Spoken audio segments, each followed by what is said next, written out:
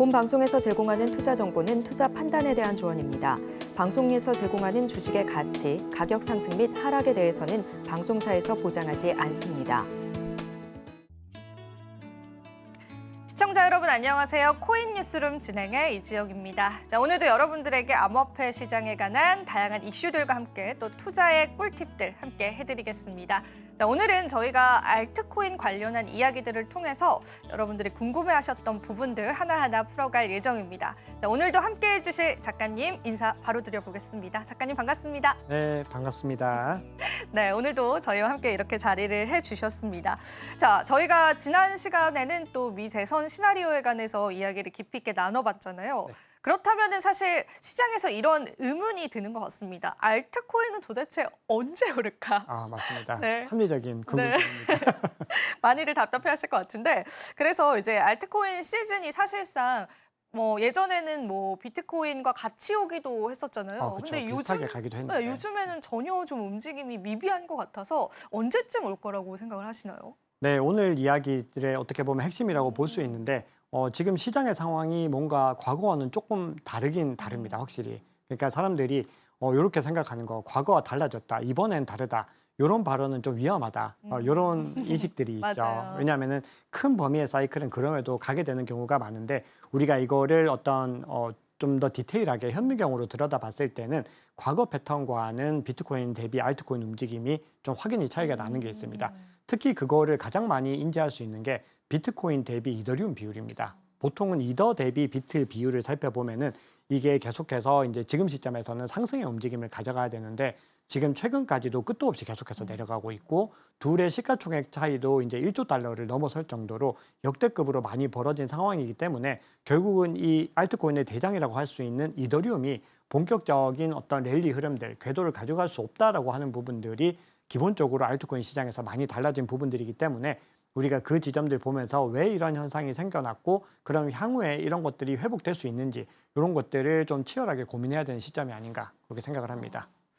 지금까지의 패턴이 이전과는 다르다라고 한다면은 우리는 좀 다른 전략들을 세워봐야 할 시점일 것 같아서 조금 더 어렵게 느껴지는 것 같습니다. 그런데 사실 이 알트코인은 한국인들이 가장 많이 사랑하는 코인이잖아요. 그래서 우리 한국 투자자분들이 또 관심이 많으실 것 같은데 한국인들의 알트코인 사랑 작가님은 어떻게 생각하시나요? 네, 알트코인에 대한 한국인들의 그 사랑은 전 세계에서 가장 유별납니다. 유별납니다. 네. 그리고 비교할 수 없이 가장 압도적입니다. 맞아요. 그래서 이거는 전 세계에서 다 인정하고 있는 사실들이고 전 세계 어떤 암호화폐 관련 기관들도 알트코인이 살아나기 위해서는 한국인들이 돌아와야 된다. 이런 얘기들을 공식적인 보고서를 통해서 그렇게 보고서를 하고 있고, 통해서요? 네, 보고서에서 네. 나오는데 제가 이따 보여드릴 텐데 네네네. 보고서에서 그런 얘기들을 하고 있기 때문에 한국인들의 이 알트코인에 대한 어떤 위력은 대단하다. 이렇게 먼저 말씀을 드릴 수 있고 과거 대세 상승장 동안에 한국인들이 알트코인에 얼마나 투자했는지 그걸 보면 이제 확인을 할 수가 있습니다. 그래서 2021년으로 시계를 돌려가지고 봤더니 한국인의 경우에는 대세 상승장에서 비트코인 투자율이 6%에 불과했습니다. 그리고 무려 94%가 알트코인으로 자본이 다 있었던 거에 확인되는 거죠. 어마어마하네요. 어마어마한 수치고 이걸 글로벌 기준으로 적용을 해보니까 그 정점인 당시에 글로벌 기준에서는 그래도 30% 이상이 비트코인을 투자하고 있었는데 한국인들은 고작 6%, 즉 100명 중에서 6명에 불과할 정도로 적은 사람들만이 알트코인을 투자를 하고 있었다는 겁니다. 그만큼 알트코인에 대해서 한국인들이 너무나 지나치게 관심이 많이 있다는 것이고요. 자, 그러다 보니까 최근입니다. 이게 이제 어제 정도쯤에 나온 보고서인데 매트릭스포트라고 하는 시장에서 좀 영향을 많이 미치는 이 리서치 업체입니다. 자, 그런데 여기서 이제 보고서를 하나 내놨는데 한국인들, 즉 한국인들의 이 비트코인 거래량, 암호화폐 거래량이 하늘색으로 표시되어 있고 비트코인의 펀딩 레이트가 검은색으로 표시되어 있는데 이 두 개가 완전히 똑같이 가는 걸 볼 수가 있습니다. 즉, 이 펀딩 레이트, 즉 비트코인에 대한 관심도와 한국인들의 거래량 자체가 거의 동일하게 이루어지고 있다라고 하는 부분들은 결국은 이 한국인들이 본격적으로 이 시장에 진입을 해야지 알트코인 시즌으로까지도 이동할 수 있다. 이런 의미로 해석을 할 수가 있습니다.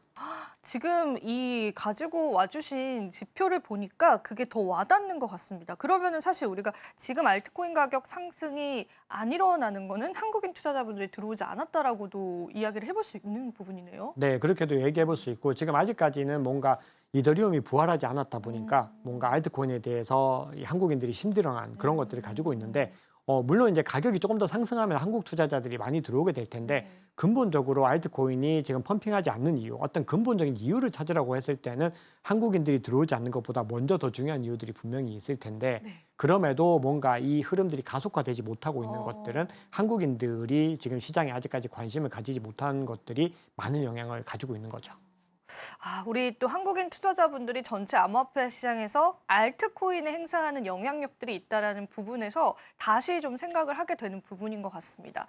그렇다면은 궁금합니다. 언제 알트코인 시즌이 과연 도래를 할 수 있을지 그런 시그널들 작가님 포착해 주실 수 있습니까? 네, 이 시그널들을 이제 보기 위해서는 우리가 몇 가지 또 지표들을 활용을 해야 됩니다. 그렇죠? 네. 가령 알트코인 같은 경우는 알트코인의 전체적인 흐름들을 보는 어떤 지표들 속에서 뭔가 이 도미넌스 개념들을 좀 활용을 해야 되는 거고요. 그리고 그와 더불어서 가장 중요한 이제 비트코인 도미넌스를 활용해야 되는데 한번 보시면은 비트코인 도미넌스 지표입니다. 이 지표가 비트코인 도미넌스 지표인데 지금 60을 찍고 조금 하락하는 움직임을 보이고 있습니다. 근데 과거에는 이게 70을 월등하게 넘겼던 순간들이 많이 있는데 이번 대세 상승장에서는 시장에서는 비트코인이 60을 넘기기 좀 어려울지도 모르겠다라는 의견들도 있었는데 네. 결국은 60을 찍고 지금 하향하는 움직임들을 보이고 있다라는 부분들을 우리가 좀 주목해 봐야 되는데 자, 한번 다른 이제 도미넌스들도 한번 보겠습니다. 자, 보시면은 이제 좌측 제일 상단에 있는 게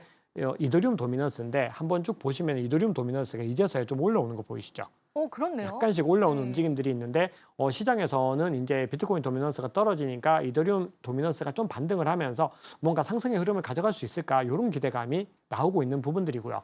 자, 그런데 바로 옆에 보시면 이건 솔라나 도미넌스인데 솔라나 도미넌스는 그동안에 아주 좋은 움직임을 가져갔다가 최근에 좀 내려가는 움직임을 보이고 있습니다. 그 얘기는 뭔가 이 솔라나가 이더리움을 압도하는 움직임을 가져갔는데 지금은 이더리움 쪽으로 좀 무게 중심이 오고 있는 어떤 움직임들이 있다는 것들에 대한 기대감들도 있는 거죠. 근데 이걸 뒤에서 말씀드릴 텐데 사실은 이 도미넌스만으로 판단하기 좀 어려운 게 이더리움과 솔라나의 어떤 관계성은 지금 좀 많이 복잡해졌습니다. 그래서 이거를 그냥 차트적인 관점으로 해석하기에는 상당히 까다로운 어떤 단계로 접어들어 버렸는데 그럼에도 지금 시장에서 어떤 막연한 기대감 속에서는 이런 움직임들을 통해서 힌트를 얻을 수 있겠다 이렇게 생각을 하는 거고요. 그리고 이제 밑에 보시면은 나머지 알트코인의 이 도미넌스들이나 이 시가총액을 한번 살펴봤을 때 전체적으로 이제 이더리움 쪽으로 더 무게감이 실리는 부분들에서 뭔가 이제 본격적인 랠리의 움직임, 즉 알트코인 랠리가 시작되는 어떤 초반부에 이제 도달하려고 하지 않나 이런 기대감들이 나오는 거죠. 사실 저희가 이 도미넌스 차트를 왜 보냐면 기존의 이제 사이클들을 보면요.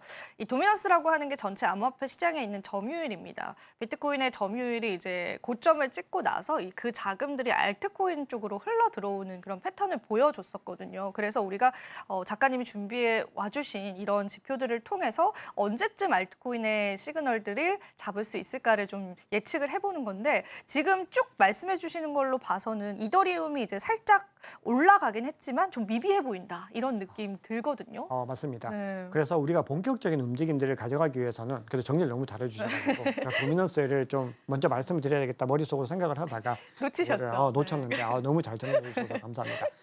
그래서 제가 좀 다른 표를 하나 좀 이제 제시를 드릴 텐데 이게 이제 알트코인 시즌 인덱스라고 하는 지표입니다. 이 지표가 알트코인의 지금 상황, 비트코인 대비 알트코인의 흐름이 어떻게 되는지를 가장 가시적으로 볼 수 있는 지표인데 지금 보시면은 29로 지금 표시가 되는데 최근까지 계속 29에서 30 정도에서 왔다 갔다 했습니다. 그리고 비트코인 대세장일 때가 이 수치가 25보다 미만일 때니까 거의 비트코인 대세장에 가깝게 자리를 잡고 있는 거죠. 그리고 75를 넘었을 때 알트코인 시즌이 시작된다라고 보는데 여전히 29밖에 안 된다는 거는 아주 대단히 낮은 수치다. 그렇기 때문에 앵커님 말씀 주셨던 것처럼 이 이더리움이 약간의 반등을 한다고 해서 알트코인 시즌이 이제 오는구나 이렇게 보기보다는 이 인덱스 지수가 계속해서 이제 조금 더 고개를 들면서 올라가서 대략적으로 50 정도 혹은 60 정도를 돌파했을 때 뭔가 더 이 알트코인의 무게감이 실리는구나. 요걸 보셔야 됩니다. 자, 그러면 요거를 이제 제가 조금만 더 이 표를 자세하게 설명드리면은 이 표는 어떤 개념이냐 하면은 총 50개 비트코인과 이제 어떤 맥락을 같이 할 만한 상위 50개 메이저 알트코인들의 어떤 가격 상승률 흐름들 중에서 비트코인보다 가격 상승률이 좋았던 게 몇 개인지를 뽑은 겁니다. 그래서 만약에 30이라고 했을 때는 100분위로 했을 때 15개 정도의 메이저 알트코인이 비트코인보다 높은 수익률을 거뒀다라는 것이기 때문에 만약에 이 수치가 제대로 다 돌아오지 않았다. 그 얘기는 자본 자체가 알트코인에 많이 들어오지 않은 것이기 때문에 아직까지는 시기를 조금 더 기다려야 된다. 이렇게 해석을 할 수가 있는 거죠. 네, 알트코인 시즌 인덱스에 관한 지표를 보여주셨는데 저도 굉장히 흥미롭게 지켜봤습니다. 이 지표만 보더라도 아직까지는 이제 알트코인에 자금이 들어오지 않았다라고 저희가 판단을 내려볼 수 있을 것 같습니다. 그런데 사실 이제 저희가 투자자들 입장에서는 이제 이런 부분들이 좀 아쉬울 것 같아요. 알트코인에 많이 투자를 하셨던 분들께서는 이전과 같은 불장을 기다릴 텐데 이 알트코인이 사실 엄청났던 그런 시대도 있었잖아요. 근데 그게 다시 올까? 아니면 너무 비트코인만 지금 시장에서 집중이 되는 건 아닐까? 그게 ETF의 영향도 있겠지만은 그런 면에서 생각할 때는 이전과 같은 알트코인 시즌 오실 거라고 생각을 하세요? 기본적으로 이전보다는 좀 보수적이어야 되는 시즌이라고 생각을 합니다. 거기에는 몇 가지 좀 이유들이 있는데 첫 번째는 비트코인 현물 ETF입니다. 시장에서 가장 많이 좀 걱정하는, 걱정이라기보다는 과거와는 좀 다른 양상을 보일 것이라고 하는 첫 번째 이유는 이 비트코인 현물 ETF가 상장이 되다 보니까 여기에 자금이 묶이는 부분들에 대한 우려감들이 있습니다. 그럼 여기에 묶인다는 거는 암호화폐 시장으로 바로바로 빠져나갈 수 있는 돈이 아닌 거죠. 결국은 이게 어떻게 보면 나스닥이라든지 아니면 다른 곳에다가 묶이는 개념이기 때문에 우리가 첫 번째로는 자본이 과거처럼 순환하기가 어려울 수 있다. 이런 관점들이 있습니다. 그래서 과거의 어떤 패턴들 한번 보시면은 비트코인에서 이더리움으로 이제 자본이 순환을 하고 나서 그 다음에 대형 자산 알트 시즌이 본격적으로 오는 이런 기본적인 4단계 정도의 흐름을 가져간다라고 했을 때 비트코인에서부터 먼저 묶여버리면은 이더리움이나 그 다음 자산까지 갈 수 있는 자본들도 생각보다는 많지 않을 수 있다는 두려움이 첫 번째로 있는 거죠. 그런데 두 번째는 개인적으로 양상을 달리하게 만든 조금 더 중요한 요인이라고 생각하는데 최근에 알트코인 보면서 가장 신기한 현상 좀 있지 않으신가요? 제가 느꼈던 신기한 현상은 솔라나가 많이 이제 독주를 했구나라는 그런 흐름들. 솔라나. 네. 맞습니다. 그러면 그 솔라나가 독주한 배경에는 밈코인이 있었습니다. 맞아요. 밈들이 이제 네. 네. 그래서 이 밈코인이 계속해서 급등하는 움직임들 계속해서 새로 시장에 찍어 나오다 보니까 그게 이제 솔라나에서 대부분 다 발행이 된 겁니다. 발행이 된 거니까 네. 그죠. 왜냐하면 네. 솔라나가 워낙에 빠르고 편리한 UI를 가지고 있는 펌프닷펀이라고 하는 그 플랫폼도 가지고 있는데 그러다 보니까 시장에서는 민코인이 많이 펌핑하고 그 여파로 솔라나가 펌핑하고 솔라나의 생태계가 펌핑하고 이런 식으로 자본의 순환이 흘러가고 있는 상황이다 보니까 이 밈코인에 대한 관심들이 너무 많이 늘어났습니다. 그래서 자본의 어떤 흐름에서 과거에는 내러티브와 펀더멘털을 딱 비교했을 때 이 내러티브는 어떤 펀더멘털은 없지만 매력적인 그러니까 뭔가 오를 것 같아. 이런 자산이 내러티브라면 펀더멘털은 근본적인 코인을 의미를 하는 겁니다. 그러면 과거에는 이 내러티브가 아무 코인에서나 우후죽순 펌핑이 됐는데 이게 지금 현재는 민코인에 완전히 집중돼 버린 상황이 돼버린 거죠. 그러니까 반면에 이 펀더멘털 코인은 정말로 펀더멘털이 좋은 프로젝트여야지 가격이 가는 그런 흐름들이 만들어지게 된 겁니다. 그리고 이런 현상을 만들어낸 이유 자체가 FDV라고 하는 부분이 있습니다. 이 FDV는 뭐냐면은 이 풀 딜루티드 밸류에이션이라고 해서 모든 어떤 유통량이 다 시장에 풀렸을 때 완전 희석된 가치를 의미를 합니다. 즉 이게 어떤 의미냐 하면은 이 표를 한번 볼까요? 네. 이게 월드코인의 이 그 표입니다. 보시면은 마켓캡이 1.13 빌리언 달러라고 되어 있는데 바로 옆에 FDV라고 보이시죠? 네. 이게 20.12 빌리언 달러입니다. 시가총액 대비로 아직까지 풀려야 될 자금이 그냥 어마무시하게 많이 남은 거예요. 거의 뭐 10배 이상 아직까지 풀릴 것들이 남아 있다 보니까 시장에서는 이제 이런 부분들에 대해서 갈 수 없을 거다라는 생각을 하게 되는 거죠. 그리고 최근에 상장된 대부분의 프로젝트들이 이렇게 유통량을 10에서 15% 정도만 먼저 가지고서 출시가 되는데 이 VC들이 가격만 펌핑을 해놓은 겁니다.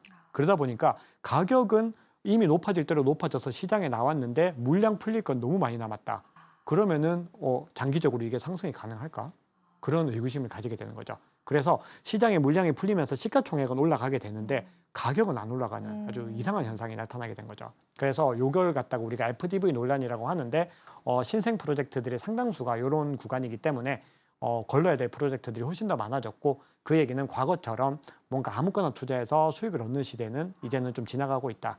이렇게 볼 수가 있는 거죠.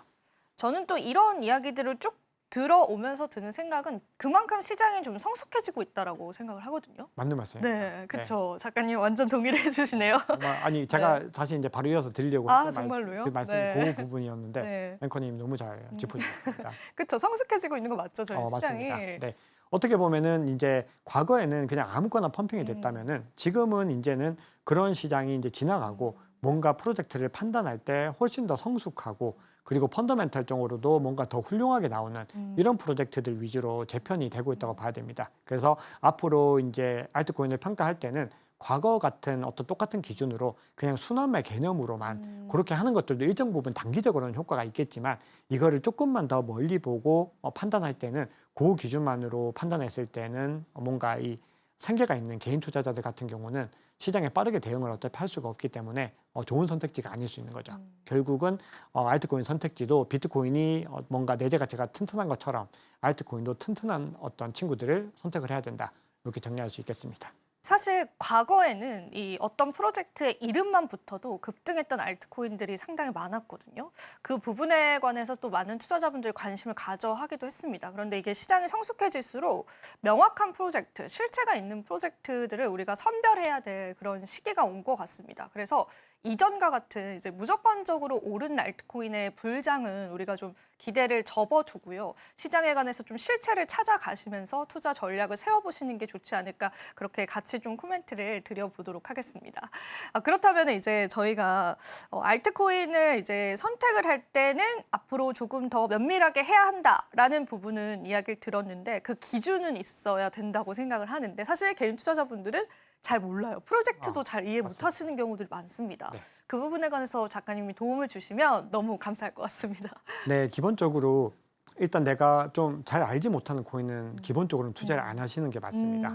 그렇게 투자했을 때는 시간이 지나면 대부분은 투자에서 성공을 하지 못하시더라고요. 그래서 주변에도 이제 물어보면은 알트코인 투자했다가 뭐 몇 억을 물렸네, 뭐 90% 물려 있네 이런 분들도 많이 계시는데 그게 어떻게 보면은 그냥 유튜버라든지 아니면 어떤 정보들, 공개된 정보들, 대중 정보들을 좀 무분별하게 수용을 해가지고 투자를 해서 그런 결과들이 많이 나오게 됐는데 그런 실수를 줄이기 위한 가장 좋은 방법은 앞서 말씀드렸던 것처럼 펀더멘털이 좋은 프로젝트를 선택을 하는 겁니다. 그러면 펀더멘털은 어떻게 볼 수 있느냐? 자, 이건 제가 아르테미스라고 하는 사이트에서 하나 이제 예를 들어서 좀 가지고 와봤습니다. 제가 위에 보시면 솔라나부터 이더리움까지 해서 메이저 알트코인들을 전부 다 이제 다 종합적으로 정리를 했습니다. 그래서 이제 두 가지 정도만 대표적으로 가지고 와봤는데요. 데일리 액티브 어드레스라고 해서 일일 활성 주소가 있고 그리고 데일리 트랜잭션 두 가지 지표만 딱 가지고서 한번 봤을 때도 보면은 녹색 선이 압도적으로 위에 있는 것을 확인할 수 있죠. 이게 뭐냐면은 솔라나입니다.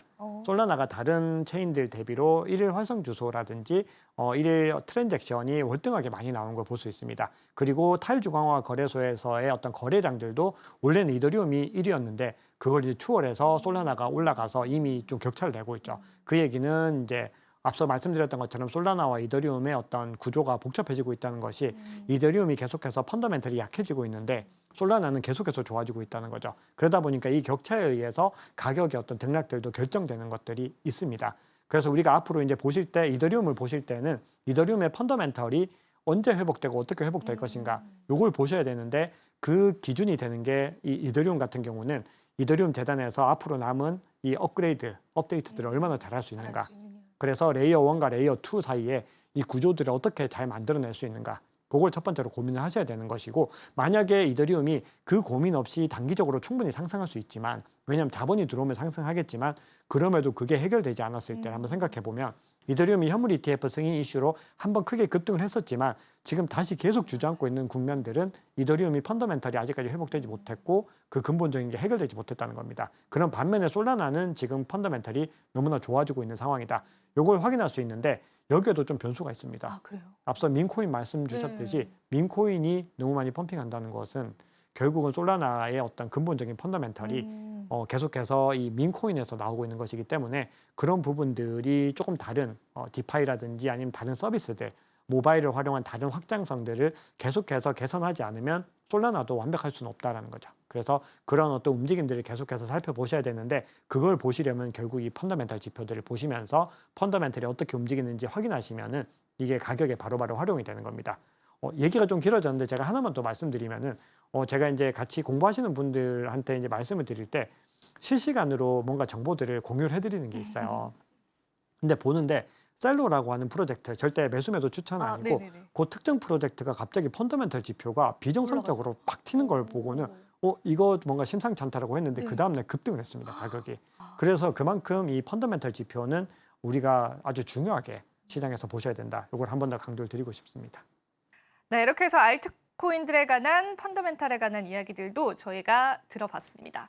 자, 그렇다면 또 오늘 또 중요한 이야기가 될 것 같은데요. 마지막으로 제가 또 여쭤보고 싶은 거는 이번 대선에도 수혜를 받을 수 있는 알트코인이 있을까? 개인적으로도 굉장히 궁금했거든요. 작가님 답을 좀 주실 수 있을까요? 네, 대선을 기점으로 상승할 수 있는 코인 굉장히 너무 많습니다. 사실 종류가 많은데 요거는 이제 제 개인적인 의견들도 좀 있지만 이제 외부의 어떤 의견을 조금 더 가지고 와서 공신력을 조금 더 더해보면은 제가 이제 요 준비된 표를 한번 보시면은 요게 ETC 그룹이라고 하는 곳에서 이번에 대선을 기점으로 해서 트럼프가 당선됐을 때 수혜를 받을 수 있는 코인을 정리를 해뒀는데 이 얘기는 트럼프가 당선되면 가격이 많이 오른다는 얘기이기 때문에 반대도 똑같이 적용됩니다. 해리스가 당선됐을 때 보시면은 여기 요 표인데 트럼프가 당선됐을 때는 만약에 예를 들어서 도지 같은 경우 20.9% 오르지만 해리스가 당선되면은 20.7% 빠질 것이다. 이런 분석을 하고 있습니다. 그래서 어떤 기점에서 트럼프가 당선됐을 때 기준으로 한번 설명을 드려보겠습니다. 만약에 트럼프가 당선되면은 지금 현 시점에서 가장 단기적인 어떤 등락이 큰 코인은 도지코인이 될 가능성이 있습니다. 도지코인은 우리 다들 알고 계시겠지만 일론 머스크가 적극적으로 맞아요. 밀고 있는 푸시하고 도지파파? 있는 네. 맞습니다. 도지파더.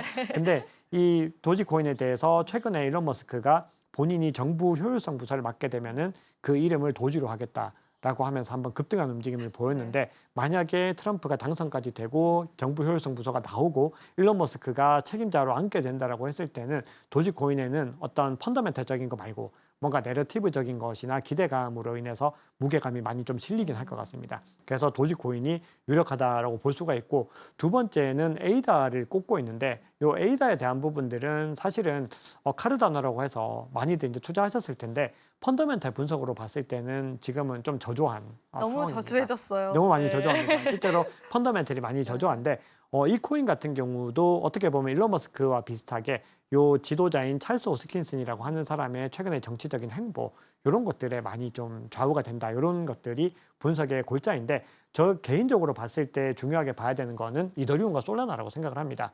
이게 메이저 알트코인이긴 한데 이 두 가지를 좀 중요하게 봐야 되는 거는 결국은 트럼프가 당선된다라고 하는 거는 지금까지 증권성으로 시비가 붙어 있던 것들이 상품으로 바뀌는 개념이기 때문에 그렇게 됐을 때 가장 먼저 떠오르는 코인이 뭔지를 살펴보면은 기본적으로는 이더리움이 될 수 있다는 거죠. 그래서 이더리움과 같이 또 같은 증권성 시비가 있는 솔라나인데 그 중에서도 솔라나에 조금 더 무게감이 실리는 이유는 솔라나 같은 경우 최근에 이 현물 ETF 신청이 계속해서 잇따르고 있습니다. 그런데 지금 증권성 이슈가 해결되지 않은 상황에서 그리고 규제 이슈가 해결되지 않은 상황에서 이걸 승인해 줄 가능성은 지극히 낮다는 거죠. 그런데 만약에 트럼프가 당선됐을 때 이런 이슈들이 많이 해결이 된다.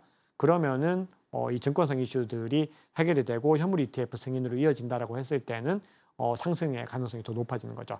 다만 그럼에도 이게 어떤 현물 ETF까지 나오기 위해서는 먼저 이 CME의 선물이 먼저 상장돼야 되고 CME에서 또 선물 ETF가 먼저 상장이 돼야 되는데 그 절차가 없기 때문에 아직까지는 시기상조이긴 합니다. 하지만 나올 수 있다는 이미 기대감이 있고 그리고 이런 제반 절차들이 이루어질 수 있는 시기들이 빨라질 수 있다라는 어떤 기대감들을 생각을 해보면은 시장에서는 만약에 트럼프가 당선됐을 경우에는 이더리움과 솔라나를 조금 더 주목해야 되지 않을까 생각을 합니다.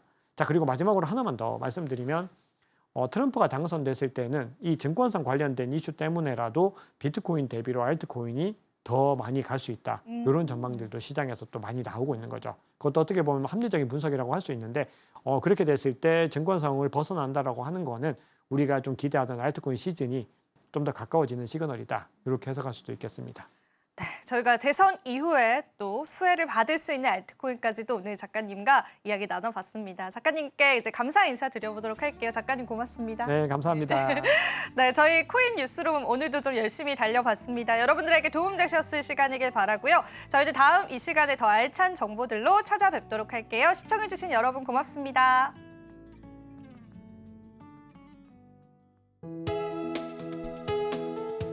본 방송에서 제공하는 투자 정보는 투자 판단에 대한 조언입니다. 방송에서 제공하는 주식의 가치, 가격 상승 및 하락에 대해서는 방송사에서 보장하지 않습니다.